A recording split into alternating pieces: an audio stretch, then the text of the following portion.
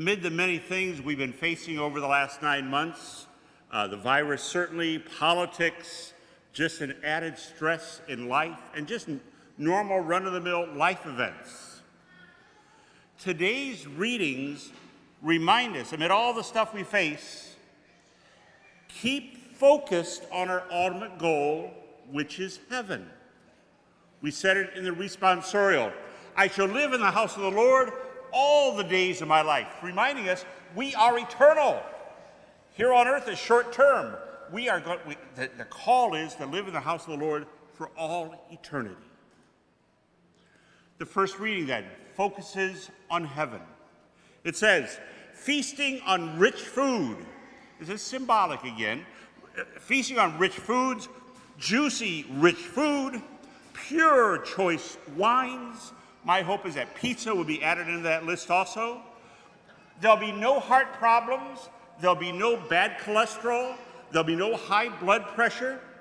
It goes on to say, every tear will be wiped away. What a joy. Think of the times where we break down in tears and hurt and pain. Every tear will be wiped away. And then it goes on, we will look upon the face of God. We'll look upon the glorious, the transfigured God, as they call it, beatific vision, and we will rejoice. It is really a great place. Nothing like earth. It's really a great place. The gospel then goes on. Heaven is like a wedding feast. It's a great party that never ends. The fatted calf is ready to eat and to enjoy. And then it goes on to say, the gospel says, not all come. That's important. Not all come. But all are invited. All are invited. And then at the end of the gospel, a surprise. We find one item that is needed to enter into heaven, and refers to it as a wedding garment.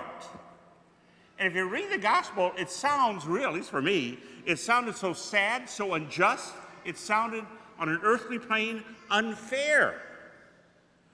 But a wedding garment is needed to enter into heaven. So the question just entering today, how do we get that wedding garment to enter into heaven? One writer states, and I like this image, one writer states, we all, every one of us, we've all received a beautiful, wondrous, grand, beautiful wedding garment on the day that we were baptized. And when Jesus Christ poured that water over us, wiping away all sin and filling us with his likeness, his grace, we clothed ourselves at baptism. We took on the likeness of Christ. And he's the head, but we are now his body. And so we receive the wedding garment of Christ on the day of our baptism. We were changed. We were changed into what spiritually God can see, beauty beyond measure. But then the truth of earthly life takes over, and our wedding garment, my wedding garment, so beautiful on the day I was baptized, it can become muddy, it can become ripped, it becomes full of holes, become filthy, dirty, a whole bunch of things like that as we go through life. And the reason for that is our choosing to sin. It really can really make the beautiful garment ugly. Even to the point that if we wish, that's the beauty of the free will God gives us, sadly, in a way, but it's still true, we can even rip that garment off, discard it, throw it away, if we decide to commit what is called a mortal sin. And with that idea of the wedding garment and the power of the effect of sin upon us, it's good to remind ourselves how blessed we are as Catholics with the beauty of the sacraments themselves. Because in every sacrament we come face to face with God, the loving God. In every good confession I celebrate, every good confession any of us celebrate, or the anointing of the sick, we're unconscious, we're near death, and we are anointed.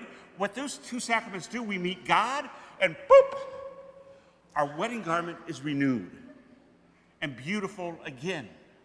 By meeting God in reconciliation, a good reconciliation, or the anointing of the sick, we take on a new likeness again with the beauty of that wedding garment we receive at our baptism. Living your marriage well, living my priesthood well, living whatever state of life we are in as we live it as God desires it, it helps keep our wedding garment beautiful. The sacrament of confirmation that many of you have received, again, it allows the power of God to work through us and to keep our wedding garment beautiful. It really does. Receiving Holy Communion regularly. For those online, even making a spiritual communion. It again keeps our garment shining, which is what God intends, because that's what he did at our baptism when we became part of his family. I use the example, Tide detergent. Out of the blue, Tide seems to be one of the better ones. Tide detergent, it can do a lot to make something dirty and dingy very clean and beautiful. Anyone here who's a good seamstress, you can take something that is torn or ripped open, a piece of clothing torn apart, and you can make it better. For us to just renew within ourselves at this Mass that the sacraments, in the sacraments, we meet God himself, and he restores this wedding garment, ready and beautiful for the day he calls us home to enter into heaven. It could happen today for someone here. It could happen today. It will happen for every one of us somewhere in the future. Today's readings just remind us, amid the pandemic, amid the stresses of life, and amid the reality of sin, always be prepared for the day that the Lord calls us to his banquet. And be assured that we're wearing our wedding garment, purified, made clean on a regular basis by the sacraments the Lord has given us. How blessed we are as Catholics to know this truth and to meet Christ in such a free, wonderful way. Take that to heart as we continue to journey here on earth through the wonder